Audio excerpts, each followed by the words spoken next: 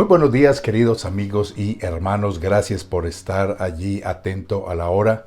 Gracias por estar allí listo y dispuesto para recibir la palabra de Dios. Hoy es un tema muy especial, muy importante. Hoy estamos cerrando esta serie, este estudio acerca de lo que significa rendirse a Dios, rendirse a la persona del Espíritu Santo, rendirse a nuestro Salvador, no solamente recibirlo como nuestro Redentor y el que nos redime de nuestros pecados y nos salva del castigo eterno en el infierno.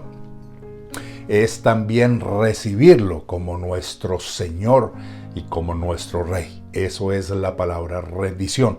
Así que yo le invito hoy, por favor, espero que esté muy bien sentadito, que esté allá en su sala seguramente, que no esté ahí debajo de las cobijas bien rodeado de almohadas. Esa no es la propia manera de recibir la palabra de Dios y menos la predicación de este día. Yo quiero invitarle a que con mucho respeto usted pueda estar sentado, atento, listo, quizás con un cuaderno de apuntes, que pueda tomar algunos de los versículos que vamos a estar mirando en el día de hoy, algunos comentarios que sé que van a impactar su vida y que le van a bendecir. Cuando nosotros nos conectamos con nuestra iglesia allá en Colombia, tenemos la buena fortuna, la tecnología de que mi hijo conecta el celular, la señal del celular con el televisor, así que tenemos la pantalla grande, tenemos el volumen del televisor y estamos allí sentados en nuestro comedor, ni siquiera en el sofá, en el comedor, muy bien sentados, listos para recibir la palabra de Dios. Espero que, aunque sea la iglesia online, no signifique que usted la mire de cualquier manera. Esto no es un programa de entretenimiento, ni es ninguna otra clase de espectáculo. Esto es algo que le puede salvar su vida, la suya, la de su familia y para toda la eternidad. Es el año 1067 antes de Cristo aproximadamente. Es muy incierta la fecha exacta, pero lo que le voy a narrar a continuación está en el libro de Primera de Samuel, capítulo 4, y es una de las historias más tristes que puede uno encontrar en el Antiguo Testamento. Primera de Samuel, capítulo 4, y dice de la siguiente manera: Samuel habló a todo Israel. Estamos hablando del ministerio del último juez de Israel. Samuel tiene la facultad, ha sido ungido no solamente como el profeta, sino también como sacerdote. Es una muy hermosa figura también del ministerio de nuestro Señor Jesucristo. Dice, y a Samuel le habló a todo Israel. Por aquel tiempo, versículo 2, salió Israel a encontrar en batalla a los filisteos y acampó junto a Ebenezer. Y los filisteos acamparon en Afec. Y los filisteos presentaron la batalla a Israel, y trabándose el combate, Israel fue vencido delante de los filisteos, los cuales hirieron en la batalla en el campo como a 4,000 hombres. Estos filisteos son los habitantes de lo que hoy conocemos como la Franja de Gaza. Las ciudades de Gaza, de Astarot, son desde la antigüedad el lugar de residencia de lo que hoy los llamamos los palestinos. Y como usted puede ver, desde entonces pues ha habido guerra continua con el pueblo de Dios. En esta oportunidad los filisteos salieron victoriosos. Cuando volvió, versículo 3, cuando volvió el pueblo al campamento, los ancianos de Israel dijeron: ¿por qué nos ha herido hoy Jehová delante de los filisteos? Traigamos a nosotros de Silo el arca del pacto de Jehová, para que viniendo entre nosotros nos salve de la mano de nuestros enemigos. Se les ocurrió a los ancianos de Israel tomar el arca que simbolizaba la presencia de Dios, el arca del pacto, el arca de Dios, el arca de Jehová, póngale el nombre que usted quiera. Es ese lugar desde el cual se levantaba la columna de nube que dirigía al pueblo de Israel durante los 40 años en el desierto. De allí mismo, desde sobre esa arca, de en medio de los dos querubines que estaban sobre el arca, se levantaba esa nube y en la noche se convertía en una columna de fuego. Desde ese mismo lugar Dios hablaba con Moisés cara a cara. Así que ellos sabían, el pueblo de Israel sabía que el arca simbolizaba la misma presencia de Dios. Al salir derrotados ante sus enemigos, dijeron: traigamos el arca de Dios, traigamos la presencia de Dios aquí en medio de la batalla para que nos salve. Quiero llamar su atención sobre el hecho que durante todos estos años y siglos, nunca se había hecho así.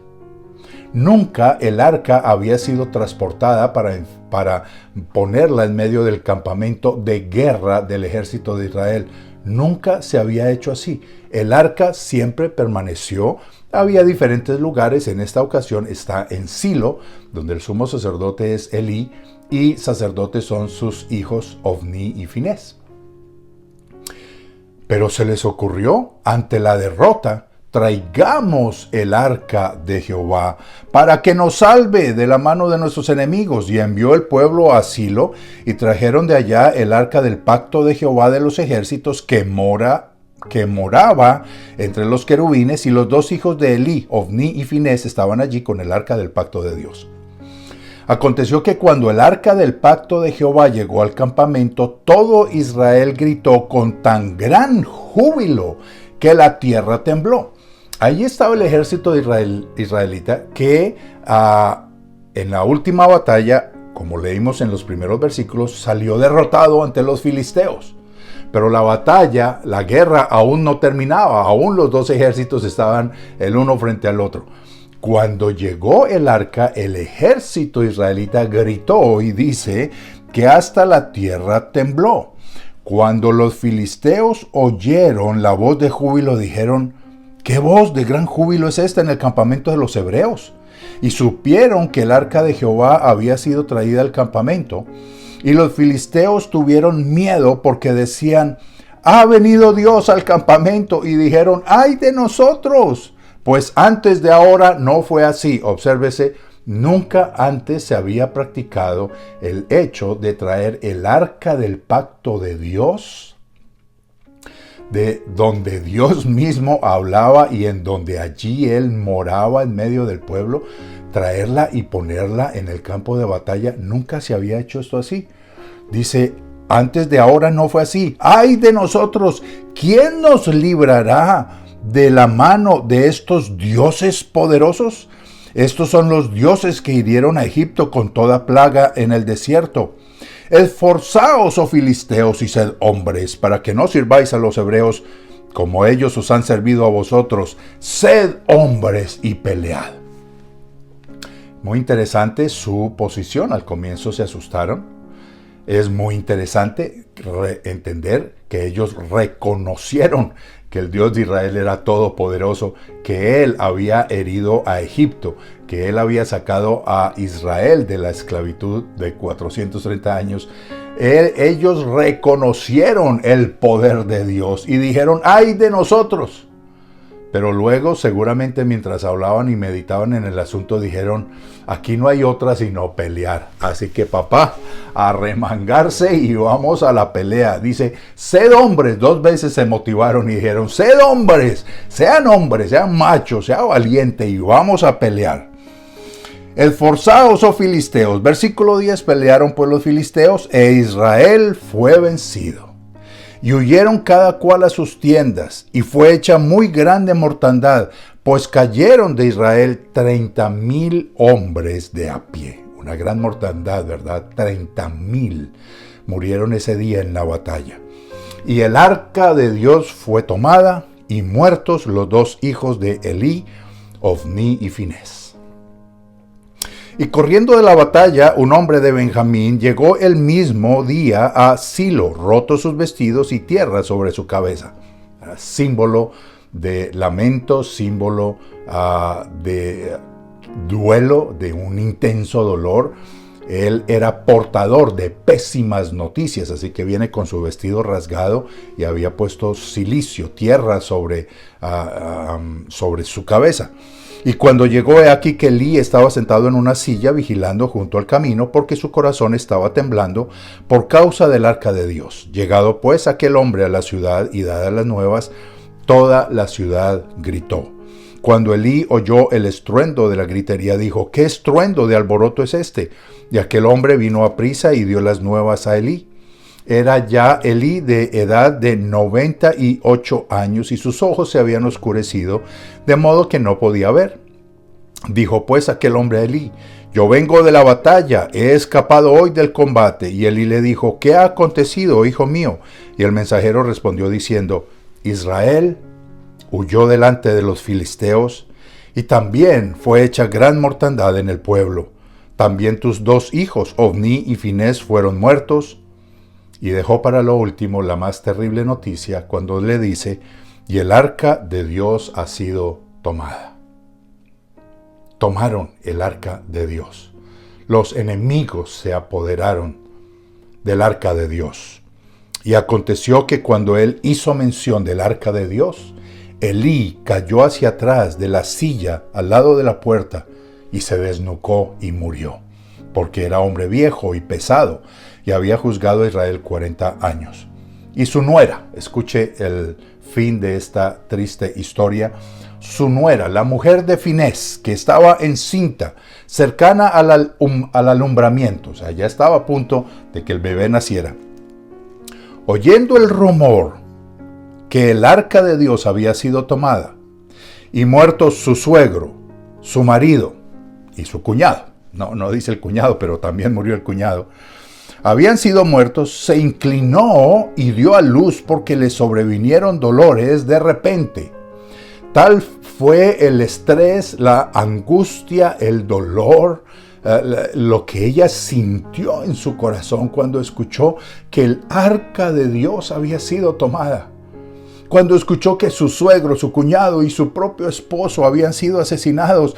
Al tiempo que moría, le decían las que estaban junto a ellas, las parteras, le decían: no tengas temor porque has dado a luz un hijo. Mas ella no respondió ni se dio por entendida. Y llamó al niño Icabod, diciendo: traspasada es la gloria de Israel por haber sido tomada el arca de Dios y por la muerte de su suegro y de su marido. Dijo pues: traspasada es la gloria de Israel porque ha sido tomada el arca de Dios. Y allí ella murió. Apenas tuvo el tiempo y el aliento necesario para bautizar a su hijo y ponerle nombre. Lo llamó Icabod. Icabod es la unión de 2 vocablos hebreos: sin gloria. Icabod, sin gloria. La gloria de Dios fue traspasada. El arca de Dios fue quitada de en medio del pueblo. El arca de Dios fue secuestrada por los enemigos. Traspasada es la gloria de Israel.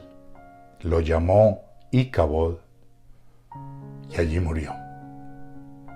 Vamos a orar en esta mañana. Padre, yo te doy muchas gracias por esta palabra que has puesto en mi corazón. Ha sido bastante complejo poner en orden todas las ideas. Ha habido mucha lucha y dificultad esta semana, porque yo sé que quieres bendecir mi vida y bendecir la vida de los que hoy me están escuchando. Quieras tú en tu misericordia y favor que me otorgas tal privilegio inmerecido de compartir esta palabra, que hoy haya como nunca muchos oyentes, que como nunca este mensaje sea visto en muchos lugares, en muchas naciones, y también que como nunca tu Espíritu hoy ministre en nuestras vidas, nos hable y nos llene con su Espíritu. por favor, cumple hoy tu palabra. Dijiste, el que tiene oídos para oír, oiga lo que el Espíritu Santo dice a la iglesia. Con humildad y reverencia yo te pido, háblanos hoy, que tus hijos, tus siervos, escuchamos. En el nombre de Jesús, amén y amén. Icabod, traspasada es la gloria de Dios. Usted, si desea, puede seguir leyendo la historia, la narración de todo lo que aconteció con el arca de Dios. Quise tomar solamente esta sección para referirme a cómo este niño fue bautizado.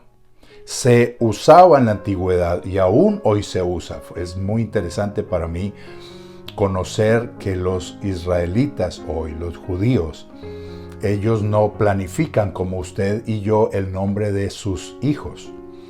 Usted y yo, no sé si lo hizo, yo sí lo hice. Con mi esposa planeamos y pensamos el nombre de nuestros hijos. Yo recuerdo en la segunda ocasión cuando Juan Esteban, tal vez con Pablo Andrés fue un poco más rápido y más fácil encontrar el nombre y tenerlo listo para cuando naciera. Cuando nació Juan Esteban, él me tomó por sorpresa. Nos tomó por sorpresa, perdóneme, porque pues a mi esposa fue la que le tocó la tarea, ¿verdad? Juan Esteban ambos nacieron de 7 meses y nos tomó por sorpresa. Yo nunca esperé que Juan Esteban fuera a pasar por la misma situación, que a mi esposita le fuera a tocar repetir semejante historia nuevamente. Y yo recuerdo que estuve todo un día en la biblioteca de nuestro seminario bíblico allá en Bogotá, buscando los significados de diferentes nombres hasta que encontré Juan. Y no se refiere a Juan el discípulo, sino a Juan el Bautista. El nombre de mi hijo Juan significa cuando la gloria de Dios brilló como nunca antes. ¿Por qué? Casi 500 años de silencio de parte de Dios y de repente aparece Juan el Bautista diciendo, arrepentíos porque el reino de los cielos se ha acercado. ¡Oh, caramba! Cuando la gloria de Dios brilló como nunca antes, el anuncio del Evangelio, el anuncio del nacimiento de nuestro Redentor, y le pusieron por nombre Juan. Fue un nombre dado por el ángel Juan, y así llamamos a nuestro hijo. Después mi esposa le acomodó el segundo nombre Esteban. Esteban significa corona. Y mi esposa decía, quiero mi corona, esta es mi corona. Pablo Andrés, Pablo significa humilde, pequeño, delante de Dios. Y Andrés significa valiente, fuerte, valeroso. Así que ahí están los nombres. El punto es, los nombres tienen que ver con la persona y con lo que se espera que suceda en su entorno, que suceda alrededor de sus vidas. En el Antiguo Testamento hay un sinnúmero de nombres que Dios colocó para hablar de un periodo o de algo que estaba aconteciendo en la vida de su pueblo. En esta ocasión, en este periodo, Dios escogió el nombre de este niño, Icabod, sin gloria, sin la presencia en medio de ellos. En ese entonces, les estoy hablando del año aproximadamente 1067 antes de nuestro Señor Jesucristo. Esa sin gloria fue manifestado por el hecho de que los filisteos secuestraron, se llevaron como botín el arca de Dios. Bien mal les fue, debo decirle. Por favor, siga leyendo los otros capítulos, lo que viene a continuación. Sé que le van a bendecir. Bien mal les fue. El hecho es que después devolvieron el arca, pero Dios utilizaría esto como una figura de algo que acontecería muchísimos años y siglos después, donde la gloria de Dios nuevamente se retiraría de sobre el pueblo. Me estoy refiriendo a lo que Ezequiel capítulo 10 describió. Ezequiel capítulo 10, si usted desea mirarlo, es un capítulo bastante extenso, no lo voy a leer, solamente voy a hacer referencia a algunos de los versículos que nos interesan y que tienen que ver con el tema que Dios puso en mi corazón tratar para este día. En Ezequiel capítulo 10 se nos está narrando, mi Biblia tiene por título La gloria de Dios abandona el templo. Para entender todo el mensaje usted tendría que leer un poco más atrás, capítulo 8, capítulo 9, donde Dios le está permitiendo al profeta Ezequiel ver lo que la nación de Israel estaba haciendo, lo que hacían incluso dentro del mismo templo. Recuerde, Salomón había construido un templo absolutamente maravilloso, asombroso, indescriptible, glorioso, bellísimo. Cuando Salomón inauguró ese templo, la gloria de Dios llenó el lugar de tal manera que los sacerdotes no podían entrar. Era una nube densa, era palpable la presencia de Dios en ese templo y los sacerdotes no podían entrar. Ahí estaba el mismo Dios. Cuando usted escuche la gloria de Dios, se está refiriendo a la misma persona de Dios presente y obrando. Era densa su presencia y los sacerdotes no podían ni siquiera acercarse. Años más tarde, ese templo maravilloso sería contaminado, sería profanado.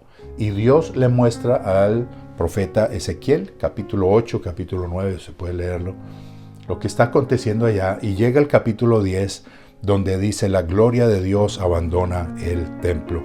Y usted puede mirar en el versículo 4, dice, entonces la gloria de Jehová se elevó de encima del querubín al umbral de la puerta del templo. Nuevamente, el arca de Dios, el arca del pacto, el arca del testimonio, ese arca maravilloso que Dios instruyó a Moisés construir, 70 de largo por 70 de alto por 40 de ancho, no era muy grande, era una caja de madera forrada en oro por dentro y por fuera. Allí se guardaron las tablas de la ley, allí se guardó una porción del maná que descendía del cielo cada día, allí se guardó la vara de Aarón que reverdecía y se puso una tapa también de oro sobre ella. En esa tapa habían 2 querubines arrodillados, el uno frente al otro, y las alas del uno tocaban las alas del otro. Y de en medio de los 2 querubines, allí salía la nube de la presencia de Dios. Y dice Ezequiel que él vio como la gloria de Dios se retiró de en medio de los querubines, se alzó y se puso sobre la puerta del templo. Dice, y se puso encima del querubín al umbral de la puerta, Ya no estaba allí donde inicialmente estaba, en el centro del corazón del pueblo. Se retiró y se puso sobre el umbral de la puerta. Ezequiel continúa narrando una maravillosa visión acerca de la gloria de Dios. Él ve, usted puede seguir leyendo allá toda la historia, y habían allá 4 seres vivientes. Juan, el apóstol, lo describe también en el libro del Apocalipsis, y habían allí también unas ruedas llenas de ojos, toda una simbología bastante escalofriante, si me lo permite. El punto es, la interpretación que yo humildemente doy a este pasaje, es que Dios vino por su gloria y la llevó. Dios vino por su gloria.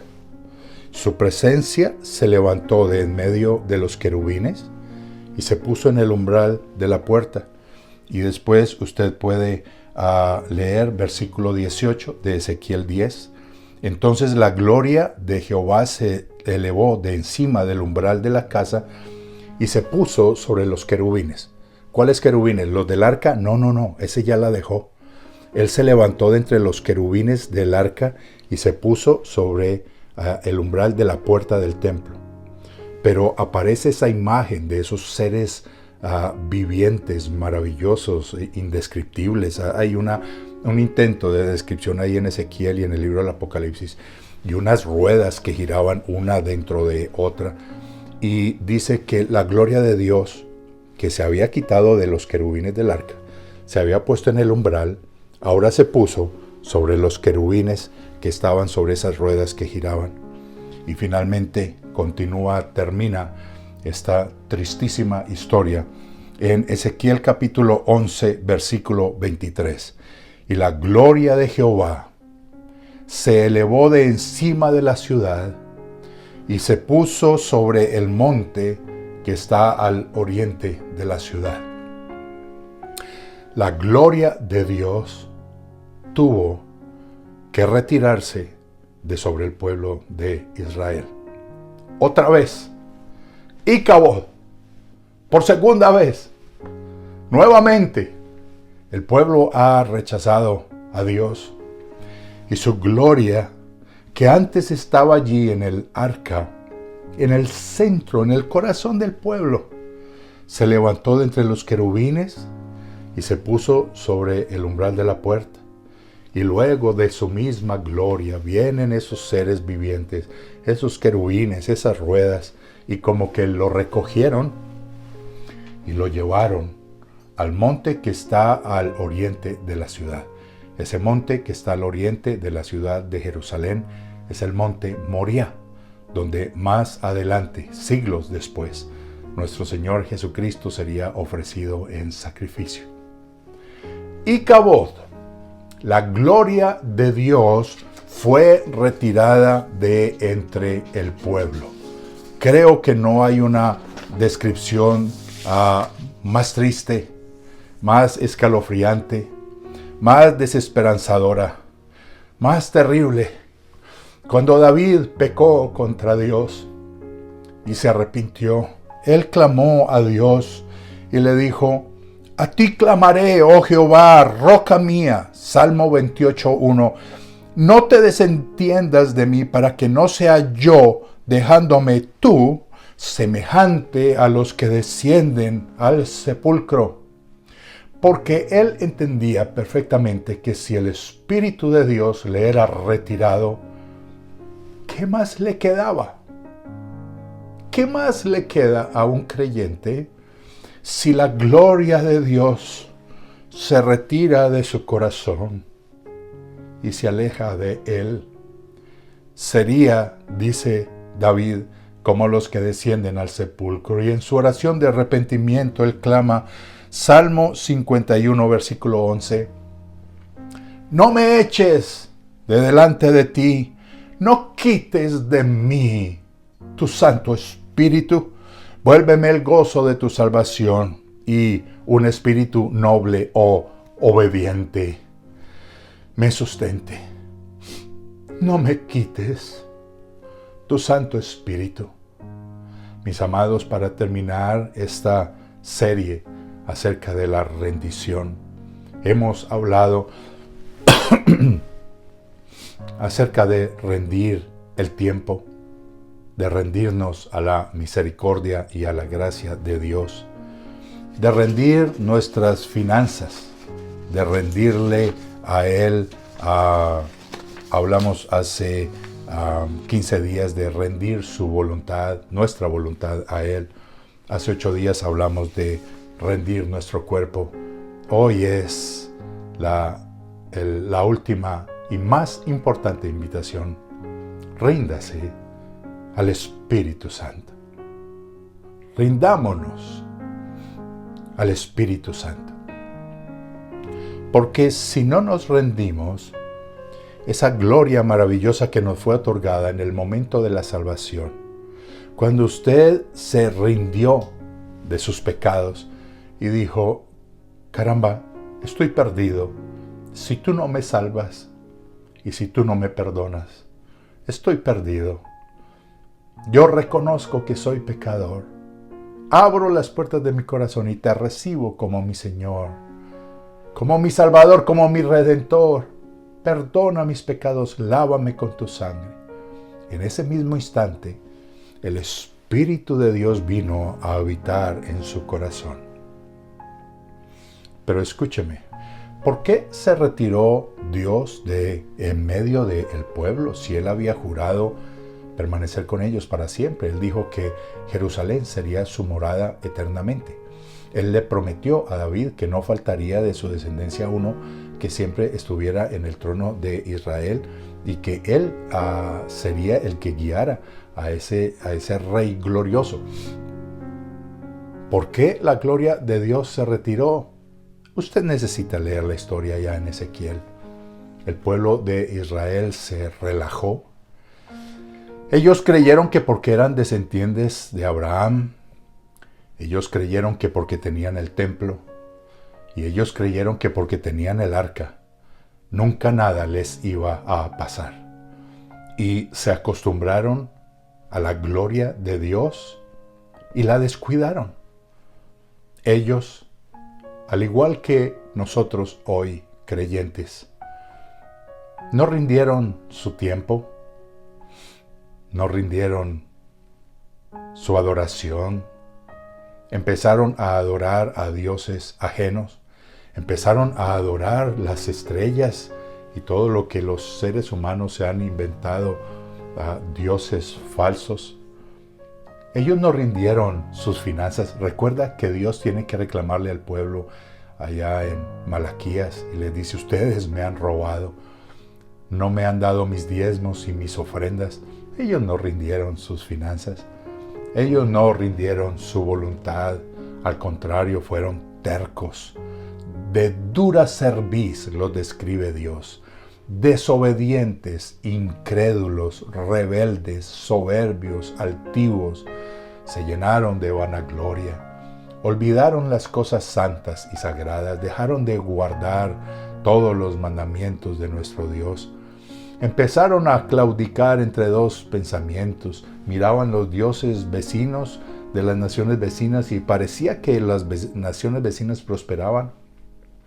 Así que iban y adoraban a sus ídolos. Por allá hubo un rey en medio de toda esta historia que fue a visitar al rey de Siria y vio el altar que él tenía y lo que él adoraba, y vino y ordenó que se construyera uno exactamente igual al de él y lo puso, escúchame, lo puso al lado del altar de Dios.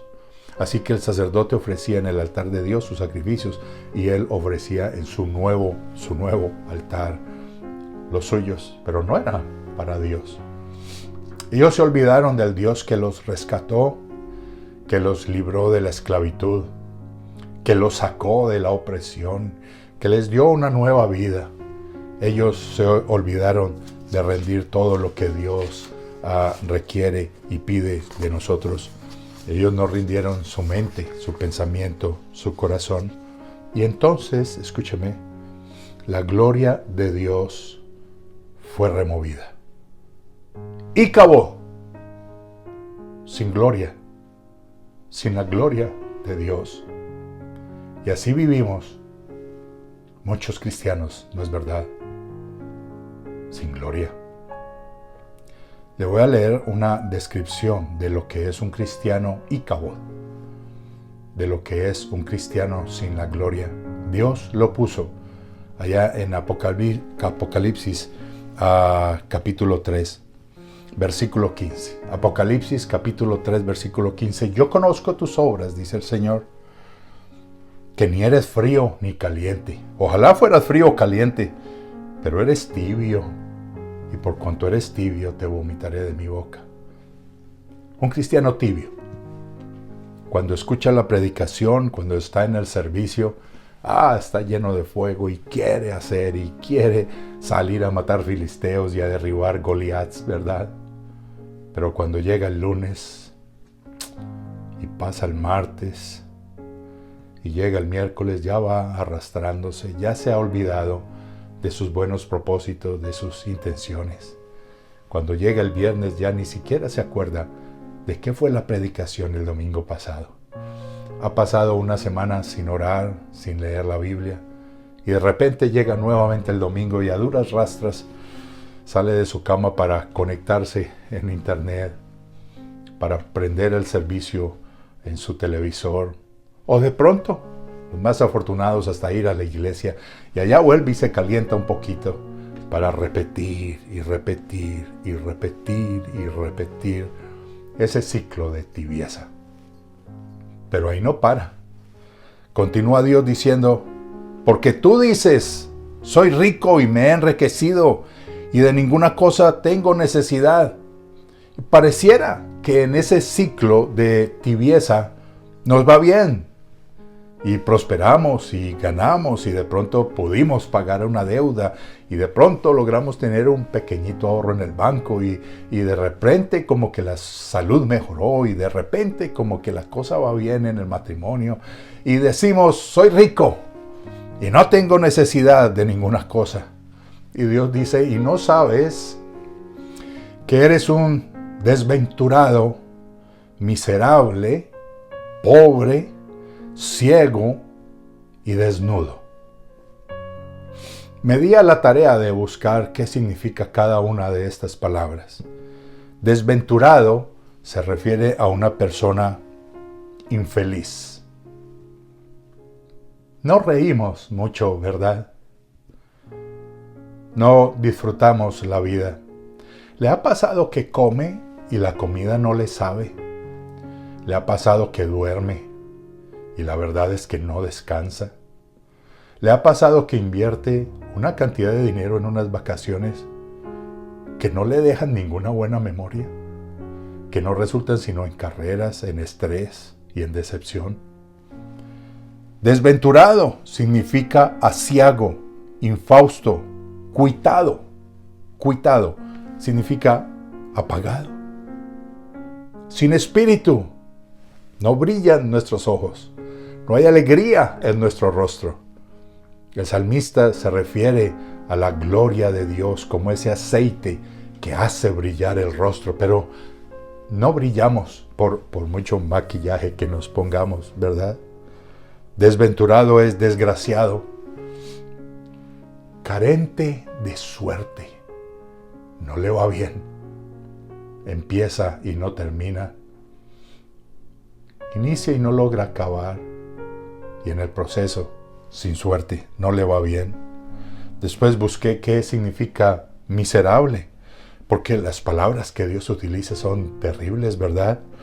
Eres un desventurado, miserable, pobre, ciego y desnudo. Miserable es uno que también significa muy infeliz, pero también se refiere a lleno de miseria, lleno de miseria. Y cuando uno examina su corazón, no hay sino una enorme lista de errores y desaciertos.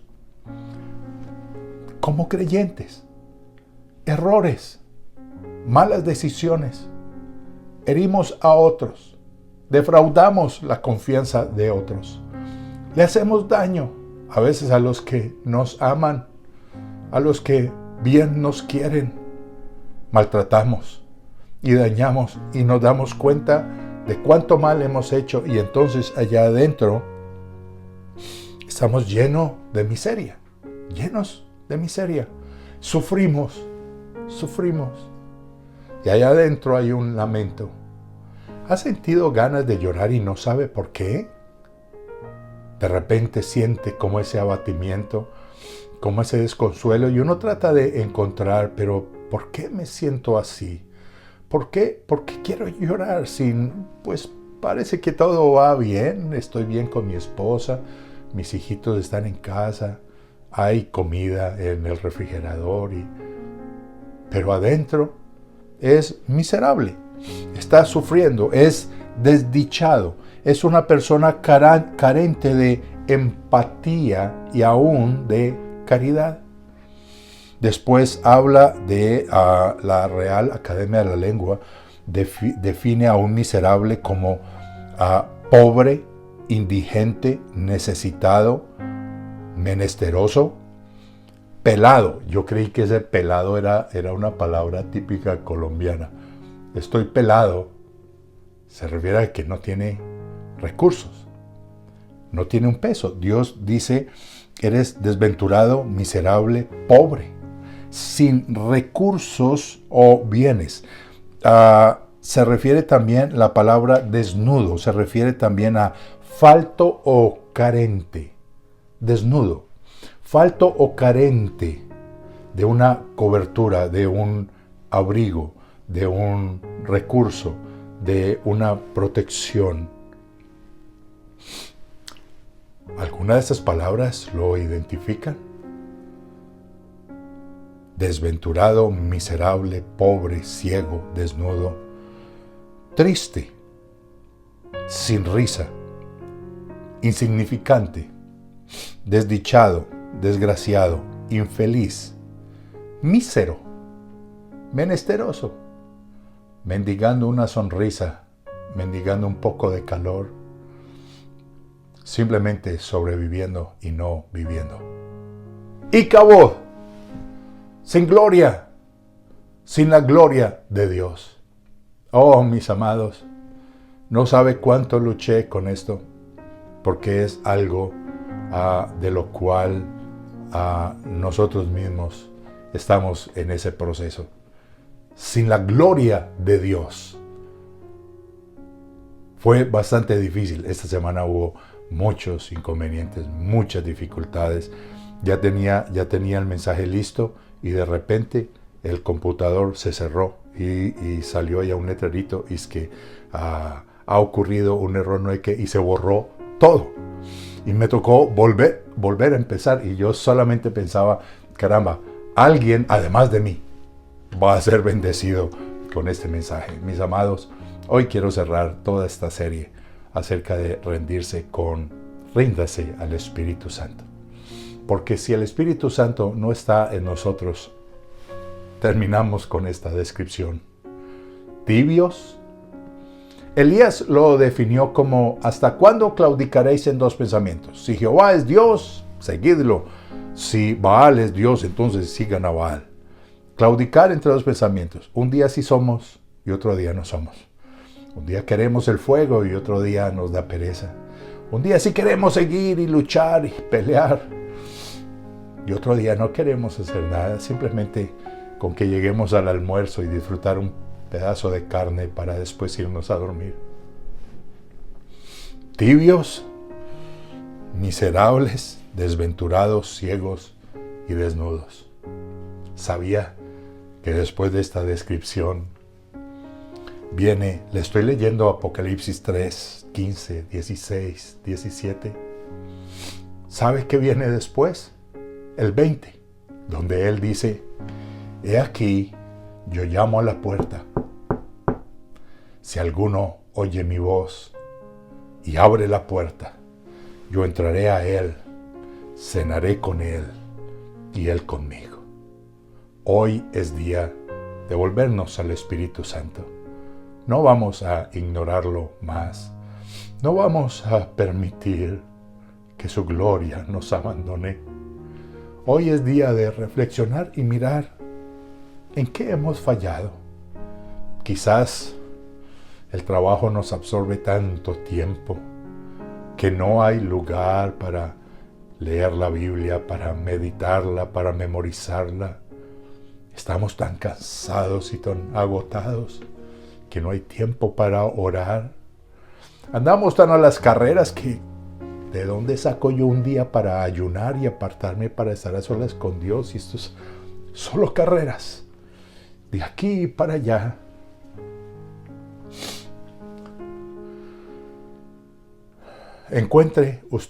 Haga usted su propia lista y encuentre qué ha estado sucediendo, qué no más ha rendido. Quizás ninguno de estos los ha rendido, simplemente, y es lo que yo he encontrado como cristiano, como miembro de una iglesia y como pastor. La mayoría de creyentes, yo diría un 98% de creyentes, se contentan con haber recibido a Jesucristo como su Redentor y su Salvador. Estamos convencidos de que si hoy morimos, vamos directo para el cielo. Pero el resto de nuestra vida la seguimos manejando nosotros. Decidimos si vamos a la iglesia o no, decidimos si diezmamos o no, decidimos si compartimos el evangelio o no, decidimos si hacemos el bien a otros o no. Nosotros seguimos decidiendo sobre nuestro tiempo, nuestro cuerpo, nuestro vestido, sobre nuestra alma.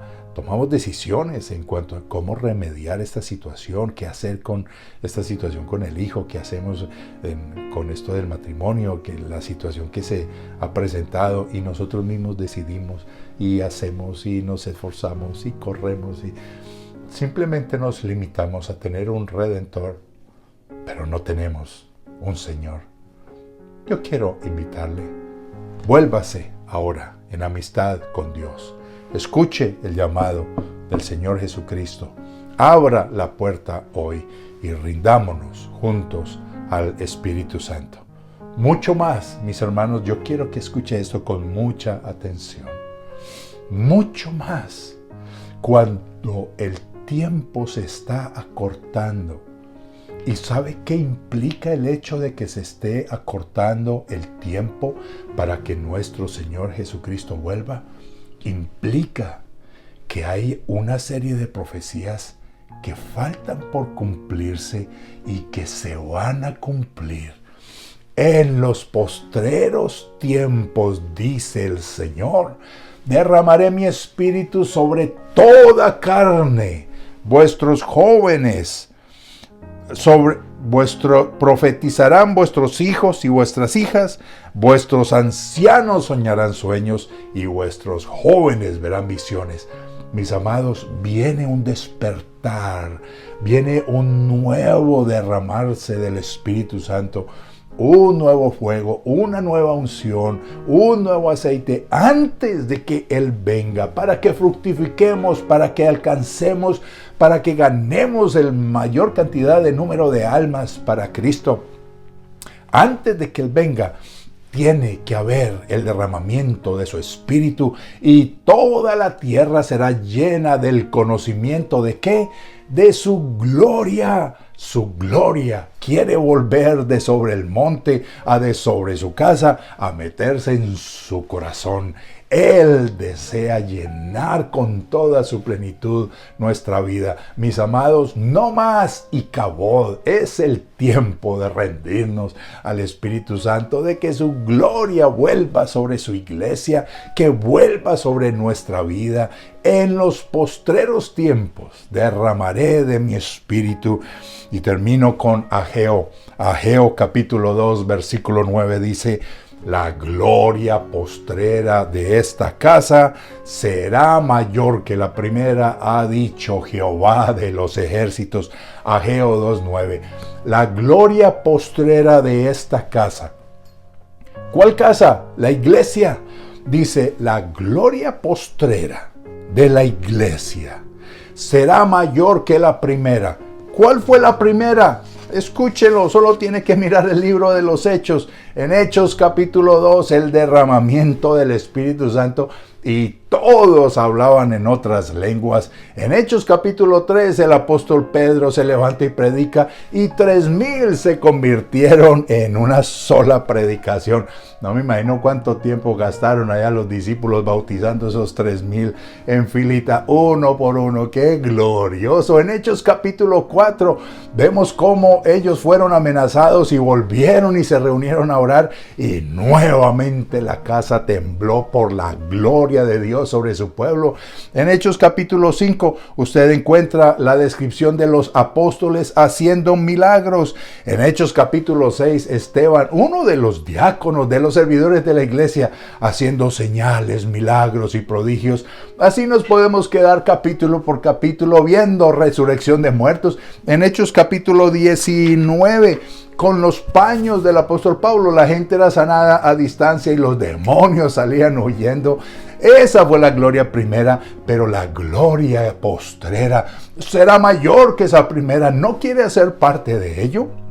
¿No quiere estar allí en vivo y en directo, siendo poseedor de esa gloria maravillosa, manifestando el poder de Dios? Yo sí lo quiero. Así que, mis amados, No más cristianos y cabod.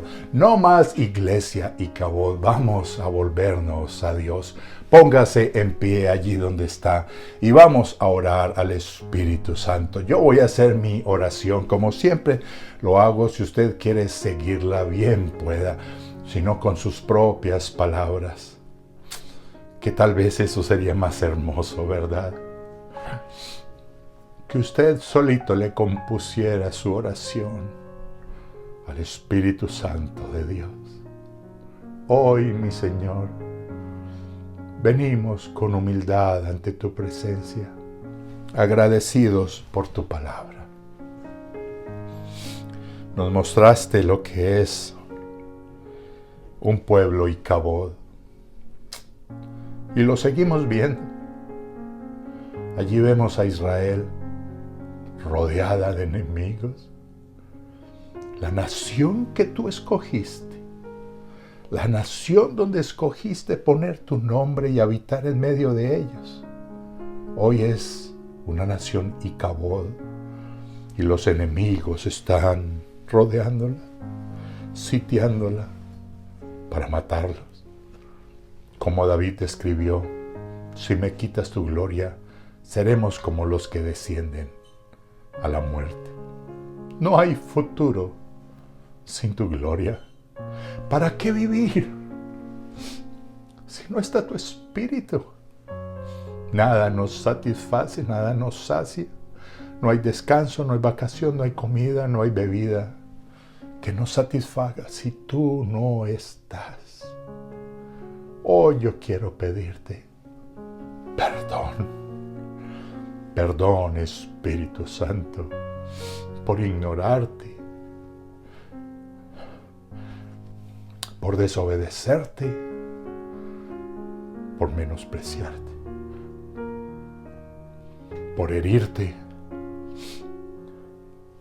y apelar a tu gracia y seguir como si nada hubiera pasado. Sí, tú sigues allí, pero sí pasó. Si te herimos, si te maltratamos, si pisoteamos la sangre de Cristo. Perdón, perdón. Espíritu Santo, vuelve sobre nosotros. Padre, tú dijiste que si aún nosotros siendo tan malos, le damos buenos regalos a nuestros hijos, ¿cuánto más tú no darías el Espíritu Santo a los que lo piden? Y hoy venimos.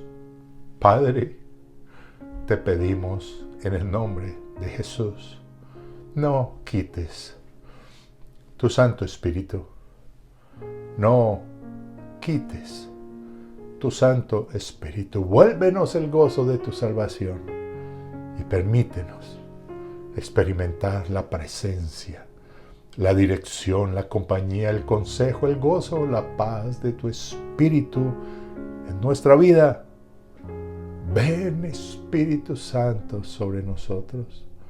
Señor Jesús, tú dijiste que tú enviarías al Espíritu Santo. Por favor, vuelve sobre nosotros.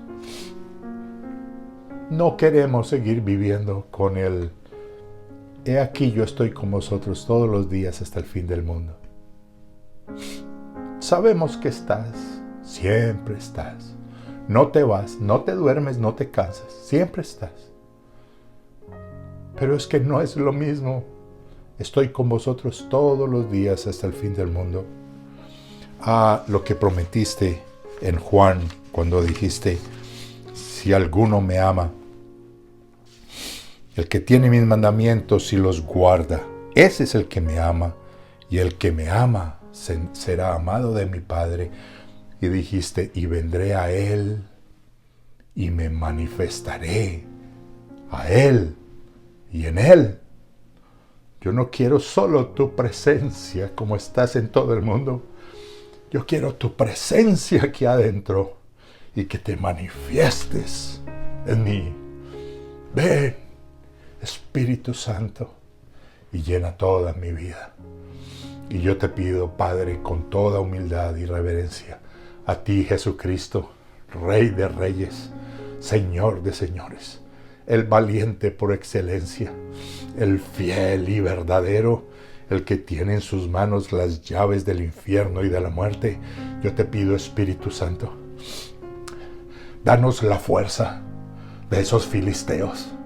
Esos filisteos gritaron y dijeron: sean hombres, sean varones, y vamos a luchar.